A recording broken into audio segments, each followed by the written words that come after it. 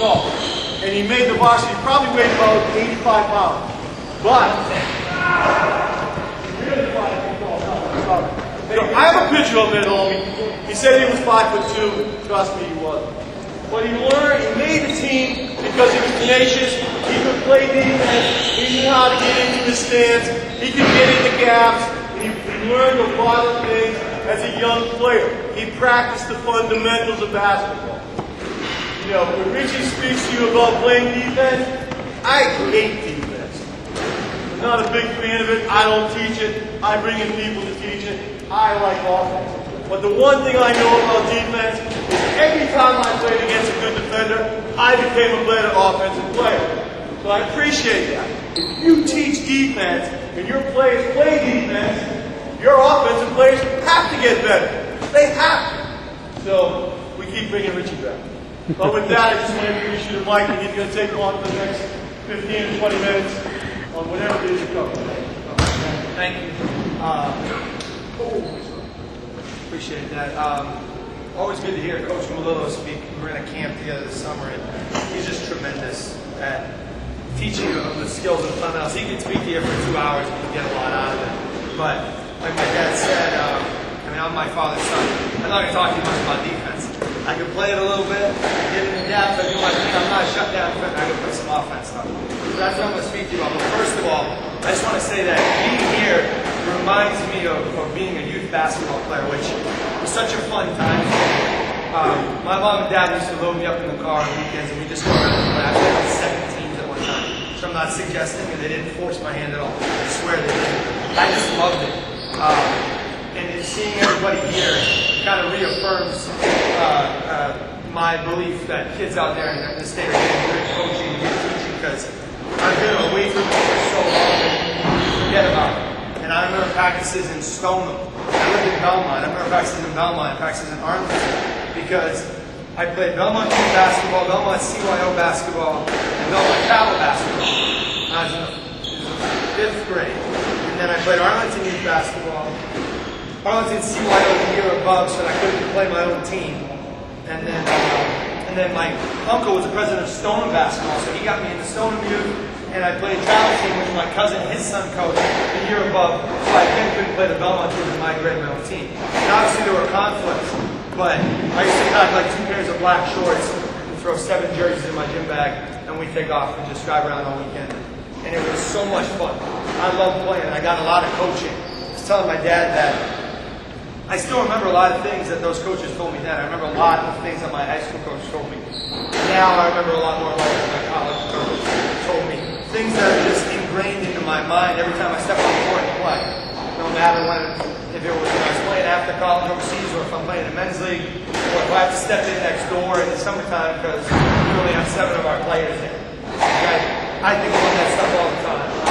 So it's great to have everybody out here. I really hope you enjoy your time. I'm going to speak about a couple of things. First of all, I was about 5'2", 115. Thank you very much. When I was a freshman in high school, yeah, and I was little, but I could play. And I made the varsity team. I played 4 years. I was able to start my sophomore year on. And I wanted to get a scholarship coming out of high school. That was my goal. My parents sacrificed a lot, and I wanted to be able to tell them, you don't have to pay for anything. I had one school offer me a scholarship, and coincidentally, it's when my sister had gone to school. She didn't play sports in college, anything like that. They just offered, and I thought about going, but I was a very good student, and then I thought I was guided by my dad, my mom, and other people, and they passed up, $100 and some grand to make sure I could get the best education I had. I went to Phillips Exeter Academy Prep School in New Hampshire, did a postgraduate year, and I went to visit some IBs like Williams, Tufts, and Amherst. Great small colleges in the area. Some of you I'm sure know, some of you might not. When I went to Williams, I just knew that was a place for me.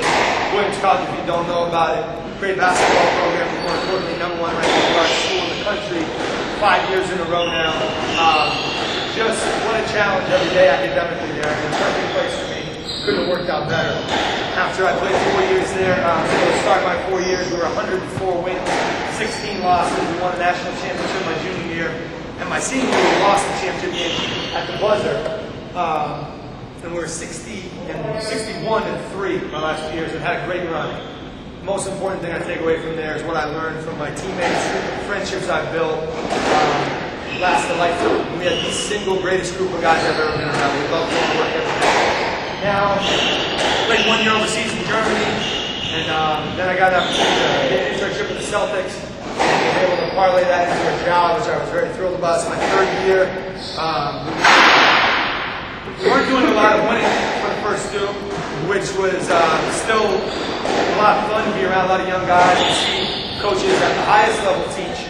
And so far, we're doing pretty good this year, and it's a lot more fun to be around, I'll tell you that much. There's a lot less breakdowns because we got a lot of veterans that are like, we know this crap, let's just go. But they work hard. I mean, from our best player, Garnett, to our least experienced guy, Glenn Davis, or Brandon Wallace, Garnett is unreal with his work ethic every single day, routine, hard worker. Allen, Pierce, the guys. It doesn't matter if we go 82-0 or if we lose the next 7. You'll enjoy watching them because the leaders of this team will make sure that everyone plays hard all the time. The offense isn't going good, which hopefully won't be like the last 2 games we play, which our offense is awful. We'll beat Indiana on the road and New Jersey at home. Our defense will be there. Coach is a great defensive coach. Coach Thibodeau, who he mentioned we coached against, has I guarantee about 150 yards away up in his office still breaking down film because that's what he does. He breathes it, he eats it, he sleeps it. And so we will defend. But anyway, getting back to the youth part of things. I know there are 8th grade girls coaches here and 8th grade boys coaches. Okay? So not all of this stuff can translate to everybody, but I'm hopefully going to give you a couple of things that every coach of any team here can use. And fellas, I need you guys at some point, I'll just wave you out. We're going to do a little bit of folklore, and if in the future, the president of the round ball group, my dad listened to me early enough, maybe we can go next door to the quiet court. There's no racquetball being played, so I don't have to yell. But he also gave me the ability to project. And if you're seeing coach, he's quite a projector. So hopefully you can hear me. If you can't hear me, let me know. If you have any questions in the middle of it, write stuff down, just let me know, ask me, and I'll for sure go over any of that. So first thing, a couple of quick drills I want to show you guys. Craig, why don't you go this with me? Quick warm-up drill, okay? You do it with your team, you do it all. He's a point guard, I'm a point guard, but we can both score the ball and shoot. That's better. You're right. I'm lefty, correct? Right? No, the opposite is left. Okay. So, not a lot of coaches have any passing groups. If you have a 10-person team, if you have 5 basketballs, this is easy enough, okay? First graders, you do a little bit harder, maybe change the pass. 8th grade boys, start doing this. Work on their weekend. So we're right. Start with the ball on our right hand side. At the same time, we're going to throw the ball up. My ball hit him with the ball. He throws my outside shoulder. 1, 2, 3. Boom. How do you get it going? I'm going. Right away. You're going through the game. That's the key. 5. Boom. All right. Boom. Ready? What you can tell, holding gets you something is try and put both balls over there with one guy.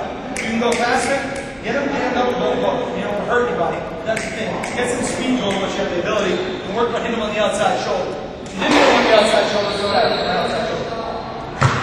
Go like that. So you got to focus on hitting your target in the right spot, which in this case is the outside shoulder, okay? And something that I've always done, which my dad told me to do when I was a young man, I don't know why I took to it so much, but I always told me to go past the shooter on the seam. So I get that ball, shooters like to shoot the ball with their hand on the seam. See a lot of good shooters with that ball, throw the ball. You don't step in, and when they catch it here, on the way up, they'll bring it, so that their fingers are on the seam, so they can get that kind of rotation. Okay? Some shooters, off. They'll just catch it and shoot like that. Still backspin, and you can see how it wasn't on the seam. Okay? So the second thing you can tell them is throw it to that target, throw it on the seam. No matter how I have the ball in my hands, if I have it like this,